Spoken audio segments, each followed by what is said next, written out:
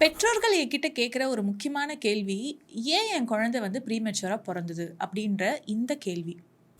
நான் doctor Akila. I'm a paediatrician and founder of Purple NICU. கொற பிரசவத்துல ஒரு குழந்தை பொறக்கறதுக்கு நெறைய காரணங்கள் இருக்கலாம். அந்த கருவுற்ற அம்மாவுக்கு வந்து டயபெட்டிஸோ, இல்ல ஹைப்பர் டென்ஷனோ, இல்ல ட்வின் பிரெக்னன்சி இருக்கும் பொழுது, கொற மாசத்துல குழந்தை பொறக்கறதுக்கான காரணங்கள் அதிகமாகுது. அந்த நச்சுக்கொடியில இருக்கிற ப்ராப்ளம்ஸ், பிளசென்டல் ப்ராப்ளம்ஸ்ன்னு சொல்லுவோம். பிளசென்டா ப்ரிவியா, அதாவது பிளசென்டா வந்து கீழ் பகுதியில இருக்கிறது. சர்வைக்கல் இன்காம்பெட்டன்ஸ்ன்னு சொல்லுவோம். கர்ப்பப்பையோட வாய் வந்து ரொம்ப வீக் ஆகி கொஞ்சம் சீக்கிரமாவே ஓப்பன் ஆயிடும். ஸோ, செகண்ட் ட்ரைமஸ்டர்ல ஒரு 24, 25 வாரத்திலேயே வந்து குழந்தைகள் வெளியில வரதுக்கான வாய்ப்புகள் இருக்கு.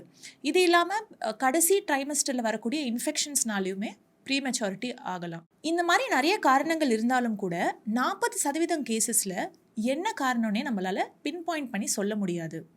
முக்கியமா இந்த கேள்விக்கு பின்னாடி ஒரு விதமான குற்ற உணர்ச்சிய நான் பார்க்குறேன். ஒருவேளை நம்ம ஏதோ தப்பு பண்ணிட்டோமோ அப்படின்னு அந்த மதர் வந்து யோசிப்பாங்க. நான் எல்லா அம்மாகிட்டயும் சொல்றது ஒண்ணே ஒரு விஷயம் தான். உங்களால இந்த விஷயம் நடக்கல. நீங்க இதுக்கு முழு பொறுப்பு கிடையவே கிடையாது. ஸோ அந்த கில்ட் கான்ஷியஸ்னஸ்குள்ள போகாதீங்க.